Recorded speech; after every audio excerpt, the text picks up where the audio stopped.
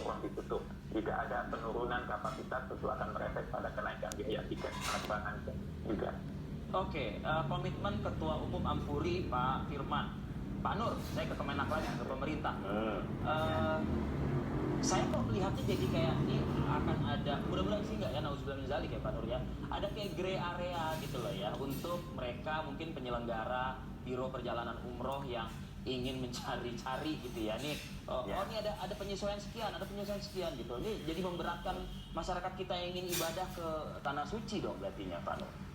Ya, jadi sebenarnya begini Mas, ini kan memang saat ini kita pahami semua bahwa kondisi ini adalah masa pandemi.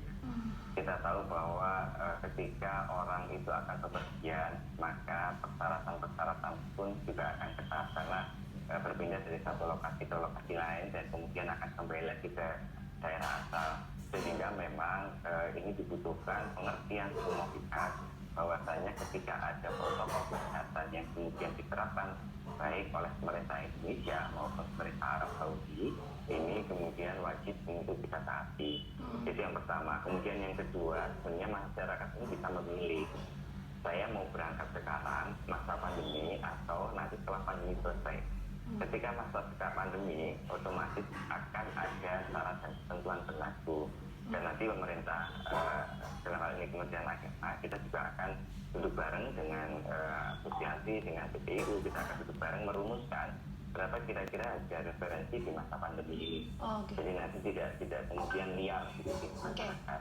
Kemudian yang kedua, yang satu lagi Mbak, jadi masyarakat sudah dapat memilih kalau misalnya tidak mau berangkat sekarang, ya sudah nanti setelah pandemi berakhir toh jemaah-jemaah yang tadi yang katakan tadi kapan katakan ada yang tertunda segala macam, itu nanti bisa berangkatnya ya sudah saya nunggu setelah pandemi selesai, harganya akan relatif sama dengannya. Oke. Satu lagi yang mau saya konfirmasi lagi di poin kelima, aturan ya Menteri Agama pandemi umroh pandemi ini pemberangkatan dan pemulangan jemaah hanya melalui 4 bandara ya Pak Nur. Ini Soekarno-Hatta, Juanda, Hasanuddin, Kuala Namu, Sumatera Utara. Yang lainnya berarti harus menjangkau bandara-bandara tersebut, ada biaya lagi dong bertambah berarti. Ya, jadi gini Mas, jadi untuk merumuskan mana-mana saja bandara yang akan dipakai untuk keberangkatan jemaah, kita berkoordinasi dengan Kementerian Hukum dan Perundang-undangan karena mereka yang memiliki kewenangan untuk menjadi tempat pemberangkatan dari tempat pemeriksaan paspor imigrasi, tempat pemeriksaan imigrasi dari jemaah yang akan keluar negeri. Nah, mereka sedang menyiapkan hanya di 4 tempat itu. Yang lainnya ada dari imigrasi, tapi di luar dari bandara-bandara yang memberangkatkan jemaah umroh seperti Denpasar kan tidak ada keberangkatan jemaah umroh di sana gitu. Jadi seperti Manado, kan jemaah juga nggak ada yang berangkat di Manado. Jadi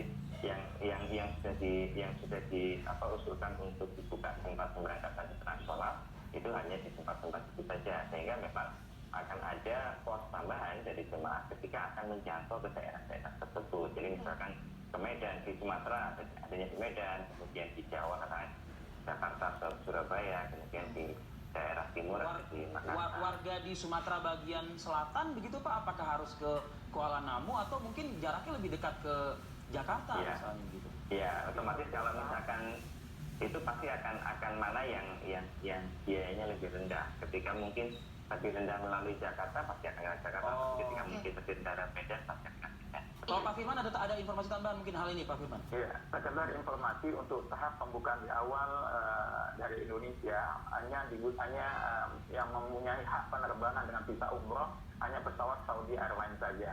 Yang saat ini baru tidak jauh berbeda dengan ketentuan Kemenak tadi, kota-kotanya Jakarta, Surabaya, Makassar, dan Medan. Jadi tidak itu karena hanya airline itu saja yang saat ini yang punya hak hak untuk menerbangkan dengan visa umroh. Jadi sebetulnya ketentuan dari yang disampaikan Pak Nafis itu tidak jauh berbeda dengan kebijakan yang sudah diambil oleh pemerintah Saudi. Sejauh ini bagaimana pola komunikasi Ampuri ya biro-biro ini dengan para jamaahnya, Pak Firman? Ya, sampai saat ini kami hanya melakukan internal persiapan ke anggota kami untuk memastikan mereka memahami SOP, tata laksana, tata bimbingan, tata pelayanan jamaah di masa pandemi dan memastikan mereka juga memahami protokol yang ada, kemudian aplikasi-aplikasi yang ada. Namun ada sedikit akan menjadi kendala bagi anggota kami, Ampuri, yang beranggotakan lebih dari 450 anggota ini. Pertama adalah saat ini ada minimal rombongan dalam satu rombongan untuk melaksanakan ibadah umroh tawaf dan sa'i di Masjidil Haram adalah 50. Mungkin untuk tahap pertama ini Ampuri akan berinisiasi membuat konstruksi besar dari semua anggotanya dalam satu keberangkatan yang sama, sehingga pelayanan bisa kita maksimalkan untuk memastikan setiap tahapan itu bisa terpenuhi sesuai dengan protokol yang disiapkan oleh pemerintah Saudi Arabia. Pak Firman, tadi disampaikan Pak Nur, ini ada pertanyaan menggantung soal harga, ya kan ini masih dibahas atau diskusi antara Kemenak dan juga Ampuri dalam hal ini.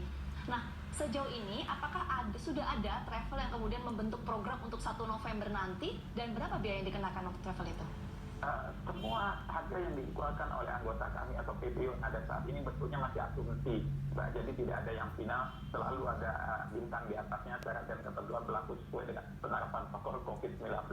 Jadi memang beberapa hari ini kami akan duduk intens dengan Pak Nafis dan jajaran di Dirjen PAU untuk memastikan bahwa semuanya bisa terkontrol dengan baik, kemudian kebijakan-kebijakan yang timbul atau harga yang timbul, contohnya masalah asuransi. Asuransi sekarang berbeda dengan asuransi yang kita lakukan sebelumnya dengan angka yang cukup murah. Sekarang dengan cakupan COVID ini, kemudian segala risiko mungkin, mohon maaf, ada jamaah yang pada saat sudah daftar, sudah punya tiket, sudah visa segala macam, pada saat swab bisa 3 hari sebelum berangkat terindikasi beliau adalah positif, tentu akan berefek pada tiketnya dan fasilitasnya, dan itu perlu dijamin oleh asuransi agar jamaah tidak jadi memiliki beban kerugian gitu. Oke, Pak Firman, terima kasih atas paparannya, waktunya pagi ini. Juga Pak Nur dari Kemenak, terima kasih. Ya. Mudah-mudahan sih nanti bisa jalannya lebih baik ya, proses umroh dan juga haji, mudah-mudahan juga Indonesia bisa mengirimkan jamaahnya. Assalamualaikum warahmatullahi wabarakatuh. Waalaikumsalam warahmatullahi wabarakatuh. Jadi